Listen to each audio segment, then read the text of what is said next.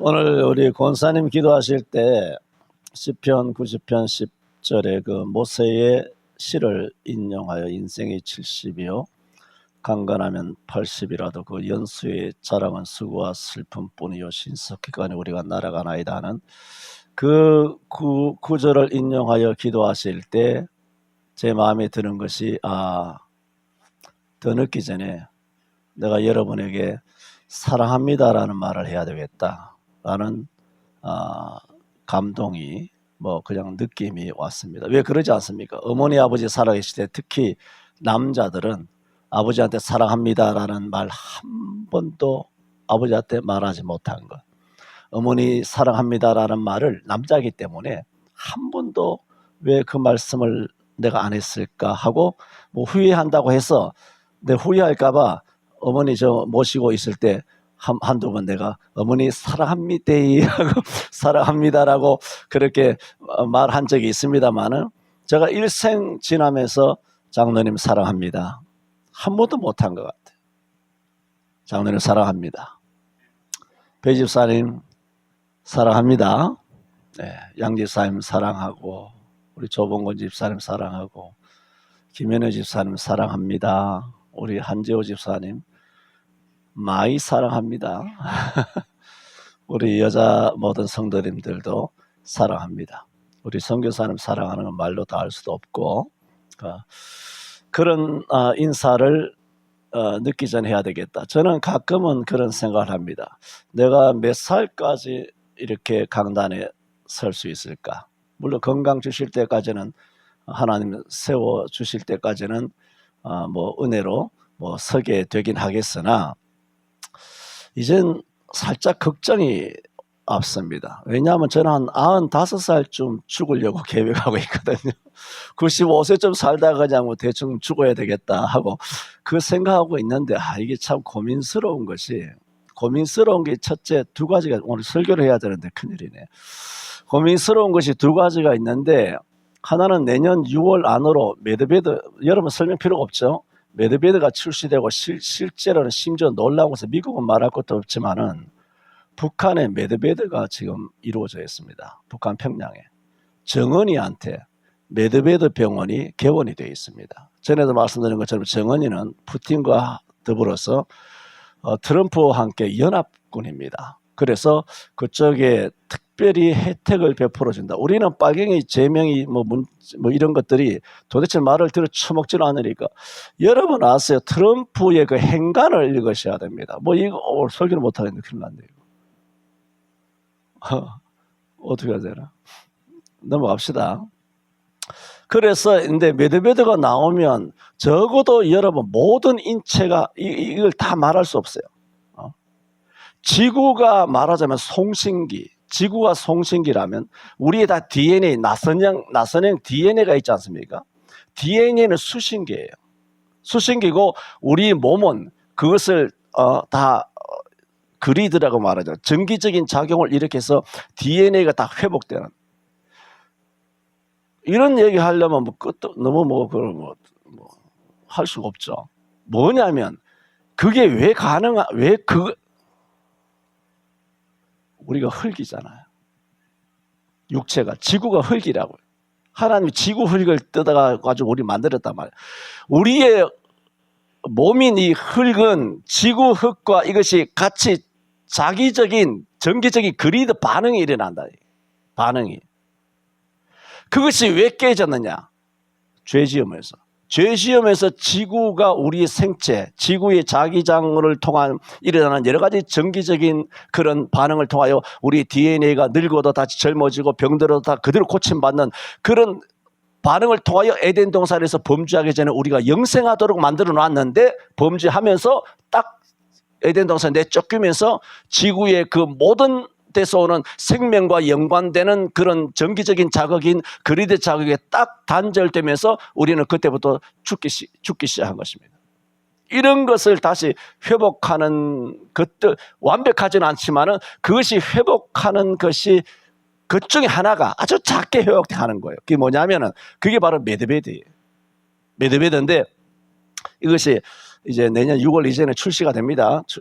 뭐 판다는 얘기가 아니라 전 세계 사람들에게 다 제공이 되게 되면 문제가 뭐가 생기냐면은 최소한 인간은 30년을 더 살게 되고 30년 더 젊게 되고, 그리고 푸틴과 시진핑이가 저기 북경에서 만나가지고 걸어가면서 뭐 우리가 70세는 뭐 젊은 것이지 우리가 150세 사는데 하면서 뭐 장기 적출해가지고 뭐 이렇게 장기 수술해가지고 이식 받아가지고 그렇게 멘트를 하는 것이 전 세계 언론에 그래 노출되도록 한다?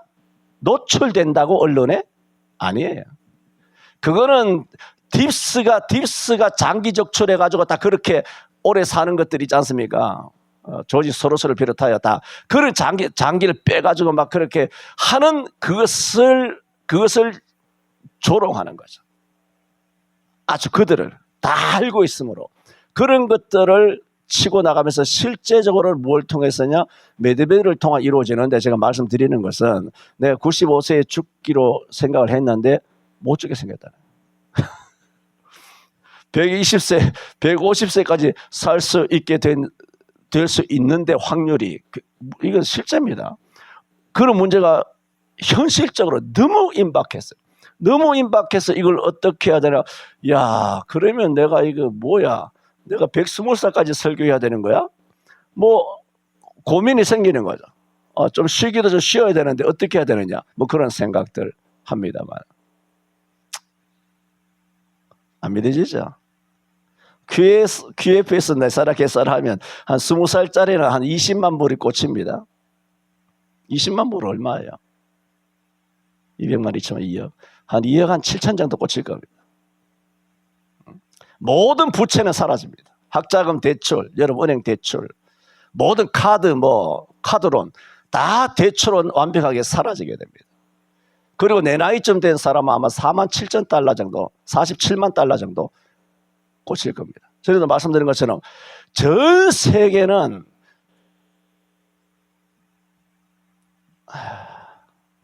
넘어갑시다. 오늘 그거 하는 날 아니고, 오늘 권사님이 기도 잘못하는 바람에 말이 딴 데로 번졌습니다. 그래서 사랑합니다라는 말을 하려고 했는데 늦기 전에 해야 되겠다라고 했는데 그 계속 연관되는 거죠. 이제는 뭐 더 오래 살게 생겼는데 이 문제가 생겼구나. 또 이 천년왕국도 전에 말씀드렸던 것처럼 지금 트럼프, 전에 우리가 다니엘 7장 9장 여러 가지 말씀을 드렸습니다만은 트럼프 쪽에서의 그 사인이 바로 70일에 대한 사인을 이야기해요. 성경 그대로 다니엘서를 이야기하면서 지금부터 천년왕국이 이루어진다, 그 얘기하는 거예요. 그것이 어떤 의미로 말했는지 모르지만 여러분 보세요. 예수님 재림했습니까? 재림 안 했잖아요. 재림 안 하고 천년왕국이 이루어진다면 이 전천년설이나 역사적 전천년인데, 전천년과 역사적 전천년이 뭐냐면은 예수님 재림 전에 천년왕국이 이루어지고 천년왕국이 먼저 이루어지고 그 다음에 예수님 재림한다는 거예요. 그러니까 이게 전천년이죠. 왜? 예수님 아직 재림 안 하셨잖아요. 안 했는데 천년왕국이 시작된다? 그럼 전천년인 거예요, 이게. 이것이 대부분의 우리 보수적인 합동교단이 가지고 있는 역사적 전천년설에 대한 이런 종말론에 대한 이런 신학적 입장이에요. 그런데 한편 우리가 신앙하는 그건 학설이기 때문에 완전히 신앙하는 그런 건 아니죠. 학설을 우리가 인정한다는 거죠. 학설을 선택하는 거죠, 우리 교단에서. 그러므로 그것은 성경 말씀처럼 천년선이 있기 때문에 성경에 천년선은 성경이기 때문에 믿을 수 있지만 이것이 전천년이냐 후천년이냐 무천년이냐 했을 때의 그 학설적인 문제는 신앙의 대상이 아니고 그저 학설이므로 우리가 어떻게 지지하느냐 선택하느냐 그런 차원에만 있단 말입니다. 그래서 트럼프 쪽에서나 예수님 재림도 아닌데 지금부터 천년왕국이 이루어진다. 이게 뭐냐, 네사라 게사라라든가 QFS라든가 메드베드라든가 아니면 중력, 무중력 일이라든가 아니면 무한 에너지라든가 이런 어마어마한 6,000개의 외계인급의 외계인으로 받았나 할 정도로 6,000개 정도의 어마어마한 비밀스러운 그런 첨단 그런 인간을 이롭게 하는 것들이 수천, 6천 가지가 이제 다 우리들에게 다 공개가 되어 있어 상상할 수 없는 SF 영화, 외계 영화에서만 볼 수 있는 그런 것들이 다 이렇게 우리 전 세계 80억 인구에 다 전개가 되게 되는데, 그러면 이거 복잡해요. 복잡한 게 시간이 없어요. 설명을 못해. 그러므로 지금 말씀드리고자 하는 것은 메드베데프 때문에 내가 120살 사는 것에 대한 고민, 무슨 뜻인지 아시겠죠? 왜냐면 계획이 어그러져 있으니까 30년을 더 살아, 50년을 더 살아야 된다면 내가 지금 95세까지 포지션을 딱 맞춰놓고 움직이고 있는데, 이게 이렇게 넘어가면 계획을 어떻게 다시 세워야 된다. 그런 문제에 있어서의 뭐 고민이라는 뜻이 아니라 뭐 그런 어떤 숙제가 있고, 그 다음에 천년설이 그쪽에서 나오는 메시지처럼 다니엘서를 설교를 하고 마치고, 마친 것도 아니지만 쭉 뭐 한 몇 달 한 다음에 그쪽에서도 사인 나오는 게 천년왕국, 그러면서 내가 다니엘서 그 말씀을 그대로 인정하면서 그대로 인정하는, 69일에가 어떻고 뭐 한 일에가 어떻고 그대로 인정하니까 이게 뭐냐? 그럼 지금 그런 일들이 6천 가지의 기술을 통하여 전 인류에게 이루어지면 이게 진짜 천년왕국이냐? 내가 봤을 때 객관적으로 봤을 때는 천년왕국 맞아요. 병 없습니다. 전쟁 없습니다. 전 세계 핵이 없어지게 됩니다. 가난한 자가 없게 됩니다. 여러분 한 수억이 여러분의 꽃입니다. 여러분의 통장은 해킹하고 뭐 스캠도 하고 스팸도 하고 막 여러 가지로 뺏어가고 훔치고 하잖아요. 앞으로 그게 없습니다. 절대로 할 수 없습니다. 누구도 해킹 못합니다. 누구도 도둑질 장난질 못합니다. 왜 그러냐?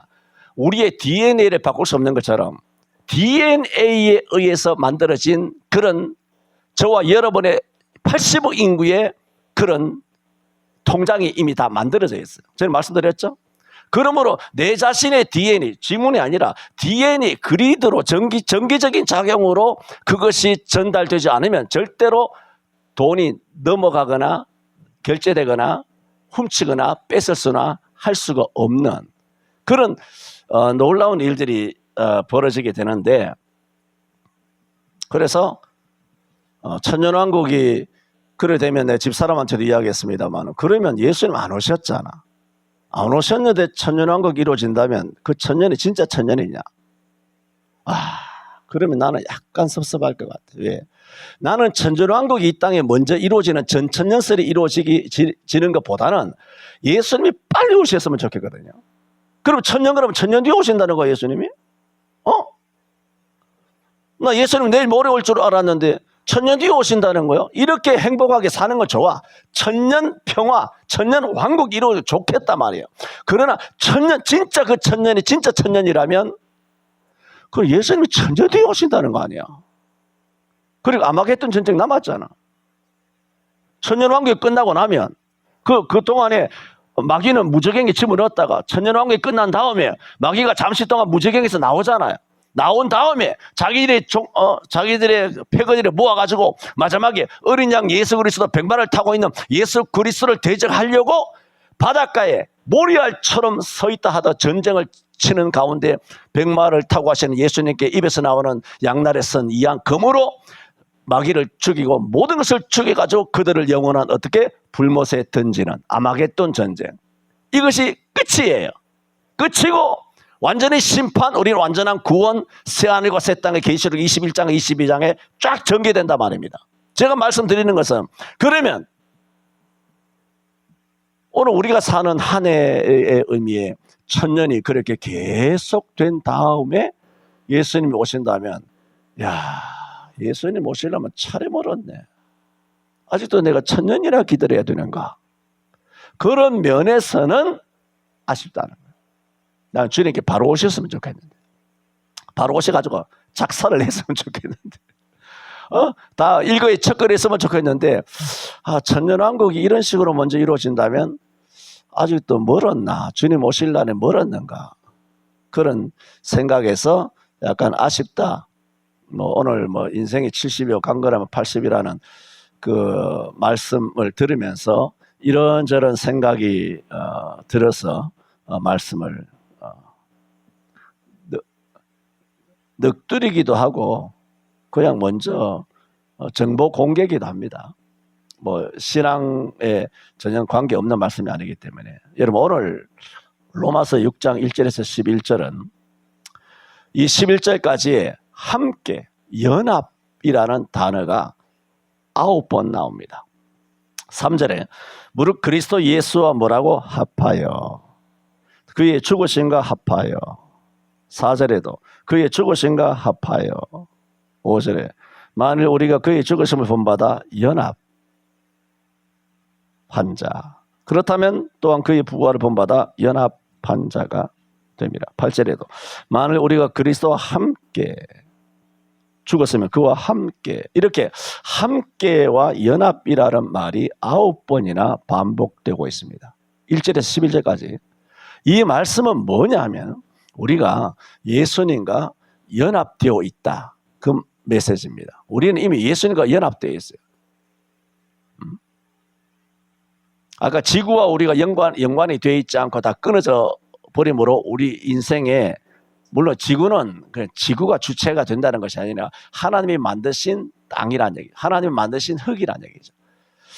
이처럼 우리가 예수님과 연합이 되어 있고, 그러므로 우리는 죽을 때까지 예수님과 연합하여 살아야지 땅을 떠나서는 못 산다는 거죠. 사람이, 나무가, 물고기가, 새가 물을 떠나서는 못 사는 것처럼 우리는 그리스도와 연합되었기 때문에 연합된 그 자체, 나 예수 믿고 구원받았다, 그 자체만을 성경이 말하는 것이 아니라는 겁니다.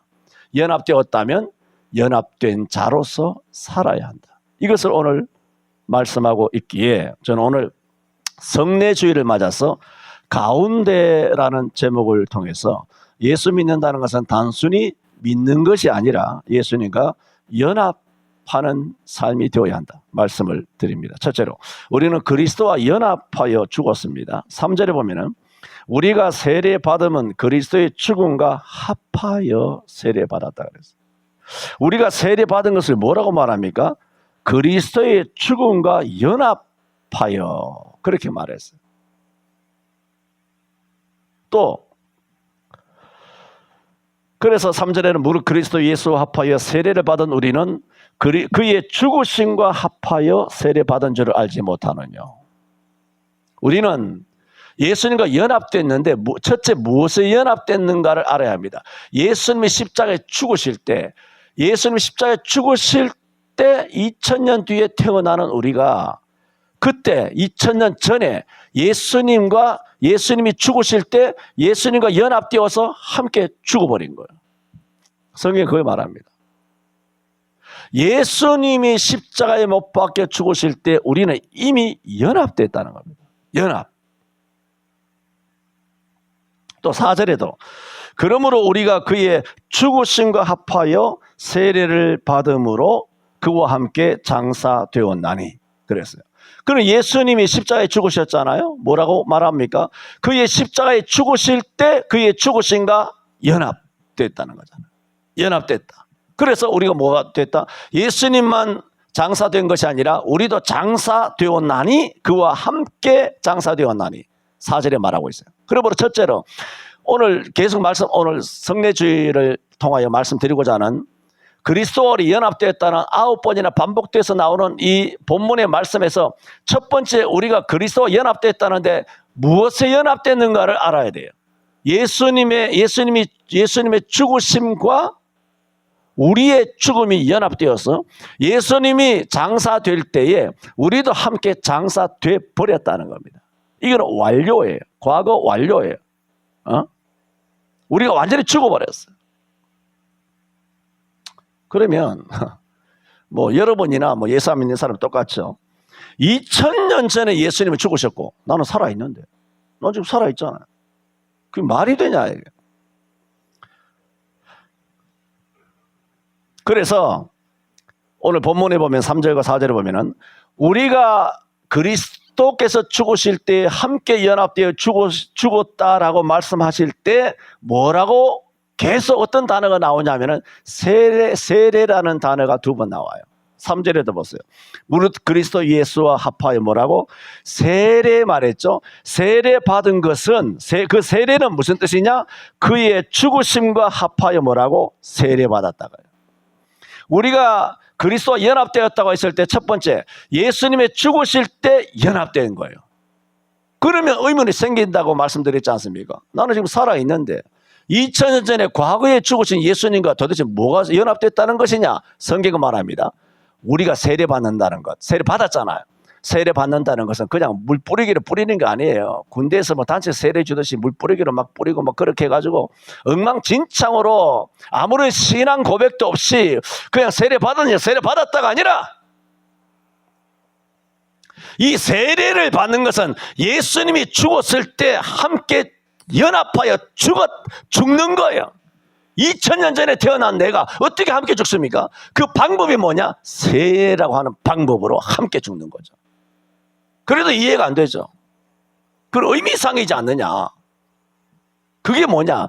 그게 바로 죄인이면서 아주 연약한 상대적인 무능력한 인간의 경험과 인간의 이론과 인간의 시각으로 보기 때문에 이해가 안 되는 거죠. 전능하신 하나님이 전능하신 하나님. 여러분, 별거 아닌 인간이 개발한 6000개 정도의 숨겨져 있는 그런 이런 기술만 여러분 잠깐 소개해도 이게 뭐야? 이게 뭐 음모론이 아니냐? 안 믿어지잖아요. 있을 수 없잖아요.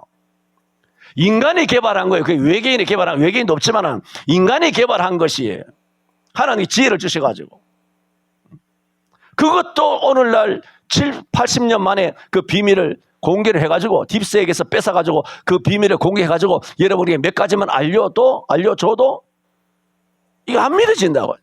직접 눈으로 봐야 되는 거야. 직접 메드베드라고 하는 그걸 봐야 되고, 정말 내 통장에 그 돈이 꽂히는 걸 봐야 되고, EBS라고 하는 열흘 동안 어두워지는 그런 순간을 봐야 되고, 아직 아무것도 안 왔잖아. 그것도 못 믿잖아. 사람이 만든 기술도 안 믿어진다고. 근데 사람이 그 정도 기술을 하나님의 지혜를 얻어서 만든다면, 우리가 세례를 딱 받는 순간 2000년 전에 예수 그리스도와 연합이 되어서 죽는 그 하나님의 외계 기술이 아니라 전능하신 하나님의 그 기술이죠. 능력이죠. 그런 신비한 능력을 통하여 우리가 세례를 통하여 예수님이 죽으실 때 함께 죽게 된다. 죽은 것이다. 라고 성경은 말씀하고 있습니다. 초대 교회에서는 세례는 신앙 고백과, 초대 교회만 아니라 세례라는 것은 신앙 고백과 직결되어 있습니다.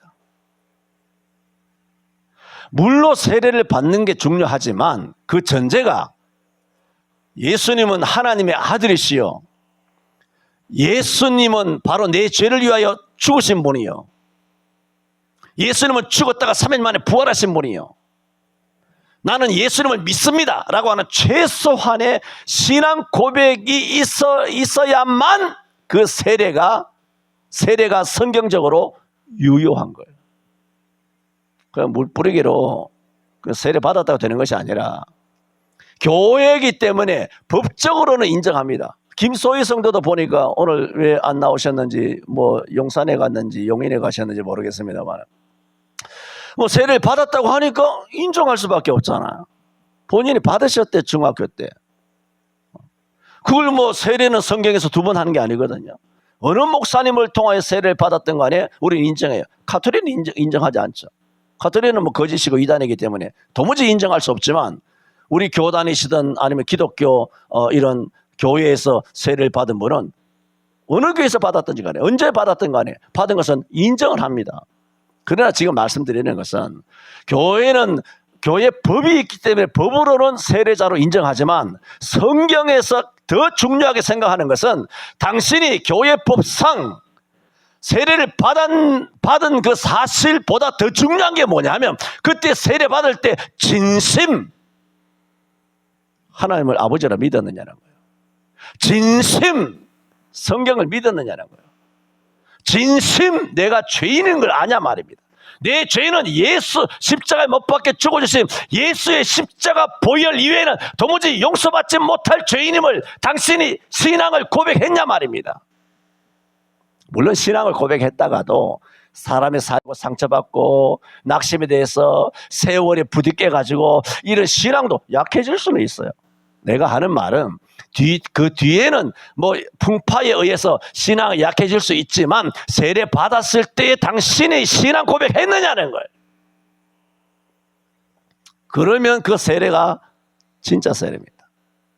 마가복음 16장 16절에도 그렇게 말했지 않습니까? 세례 받는 자는 구원을 받는다 그랬습니까? 믿고 세례를 받는 자는 구원을 얻으리니 그랬어요. 믿고. 그 물세례 받는다 구원 받는 거 아닙니다. 물세례 받고도 지옥 갈 사람 많아요. 믿고 세례를 받는 자는 구원을 얻으리니 그랬어요. 그러므로 세례 받는 것보다 더 중요한 게 뭐냐? 믿음이. 하나님을 믿는 거죠. 그러므로 당연히 초대교회에는 세례를 받을 때 신앙 고백과는 굉장한 밀접한 관련이 있습니다. 그래서 초대교회가 언제입니까? 로마 시대 2000년 전 아닙니까? 그 시대의 사람들이 예수를 믿기 위하여 교회에 딱 들어올 때는 어떻게 되느냐? 이교도를 믿다가 직접적으로 교회로 걸어 들어오는 거예요. 그 케이스가 우리 교회는 딱 한 분 있습니다. 선교사님. 일생을 불교에 몸담고 있었잖아요. 그것도 그냥 불자가 아니잖아요. 주지승으로서, 유명한 승려로서 불도에 계속 몸담고 있다가 이정석 권사님 태워주러 왔다가 그날 겨울이라서 추워서 교회 들어가서 앉을 때 있냐 해서 들어오셨다가 예수 믿게 되신 거 아니에요. 그게 뭐냐? 어제까지만 해도 불도에 계셨어요. 그런데 선교사님이 교회에 들어오셨잖아. 들어와서 예수 믿게 됐어요. 그거 뭡니까? 이교도로 있다가 바로 걸어서 교회로 딱 들어온 거죠. 이런 케이스는 드뭅니다. 그렇잖아요. 당시는 그랬어요. 왜? 로마 시대는 우상과 그런 어떤 이단의 문화가 팽팽한 시대거든요. 그 시대는. 그러므로 이교도에 있던 사람이 예수를 믿는다는 것은 바로 교회 안으로 바로 걸어 들어오는 상황이 벌어지게 되는 것입니다. 왜냐하면 당시에는 예수 이름이 전파되기 시작한 시초잖아요. 예수 이름을 모르잖아요. 우상과 이단의 이름은 알아요. 태양신은 알아요. 나일신은 알아요. 개구리신은 알아요. 온갖 우상은 유명해요. 그 예수가 뭐냐는 겁니다. 나사렛에서 무슨 선언같이 나가느냐? 예수 이름은 너무나 낯선 이름이에요. 이름 자체가 생소했어요. 그러므로 그런 세상에서 일생을 살던 사람들이 예수 믿고 교회에 와서 세례 받는다는 것은 마치 뭐와 같으냐? 그의 생애에 마치 비무장지대 있잖아요. 비무장지대인 DMZ를 넘어서 남하하는 것과 똑같아요. 탈북하는 것과 똑같아요. 북한이나 미얀마나 베트남 통해서 탈북하는 거 말고 DMZ를 바로 넘어서 탈북하는 것과 똑같은 정도가 뭐냐? 이교도 믿다가 교회에 들어오는 거예요. 가능한 겁니까? 불가능하잖아요. 들어 성공하는 탈북자 군인들이 북한 군인들이 들어 성공하는 케이스가 있지만 이건 바닷가에서 모래에서 바늘을 찾는 경우예요. 그러므로 당시에 예수 믿고 구원받는다는 것은 자기의 인생에서 DMZ를 넘어서 오는 것과 같은 거예요. 굉장한 일입니다.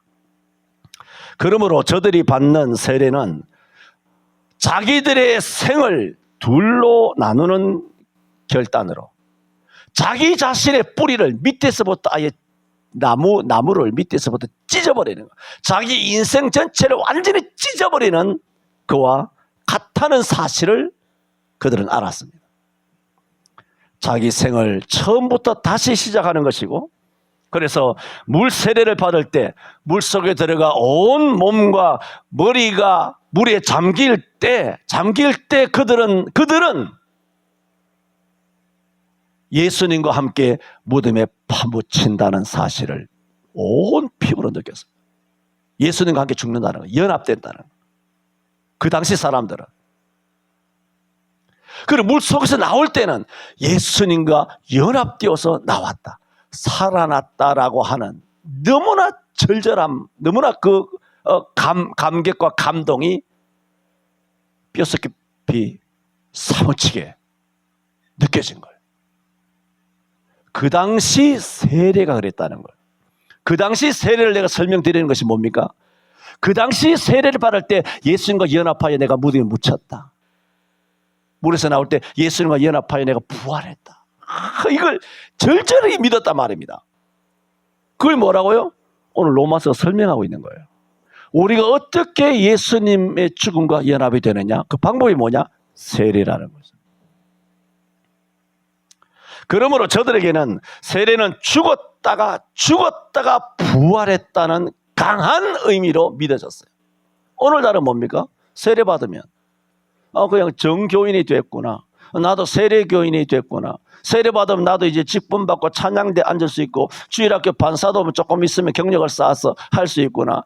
세례 받으면 이제 공동의회에 그런 투표권자가 선거권자, 피선거권자도 될 수 있겠구나. 그걸 법적으로만 이해할 때가 많아요. 그걸 왜 그럴까요? 교회가 잘못 가르친 거죠. 세례 받으면 세례 교인이 되는 게 아니에요. 세례 받으면 유권자가 되는 게 아니에요. 선거권, 피선거권, 교회의 권리와 의무를 같이 우리가 받는 것이 아닙니다. 세례 받으면. 성경은 그걸 말하는 것이 아니에요. 그건 교회법이고, 교회법은 성경이 아니잖아요. 성경이 아니라기보다는 성경이 본질이라면 거기서 파생된 거잖아요. 파생된 법이잖아요. 본질은 뭔가요? 성경의 본질은 그만 말씀드린 거예요. 세례는 뭐냐? 예수님과 연합하여 진짜 죽고 예수님과 연합하여 다시 부활하는 거예요. 이게 세례예요.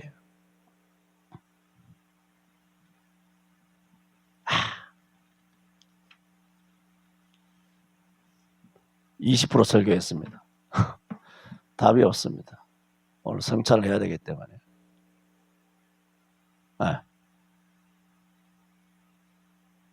세례에 대해서만 말씀드렸습니다.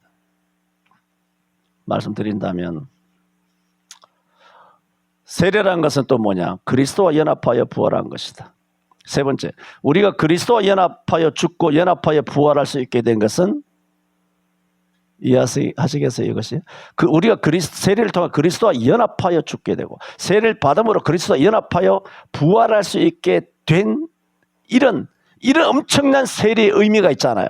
이런 세례의 의미가 우리에게 주어진 것, 그 이유가 뭐냐는 거예요. 세례 받으면 그렇게 주어지느냐? 아니라는 얘기예요.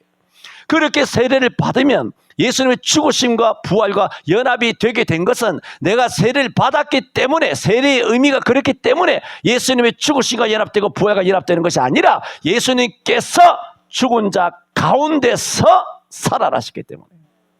오늘 제목이 가운데서잖아요. 이거 가장 핵심적인 것을 설교해야 되는데 아무것도 못하고 있어요. 답이 없습니다.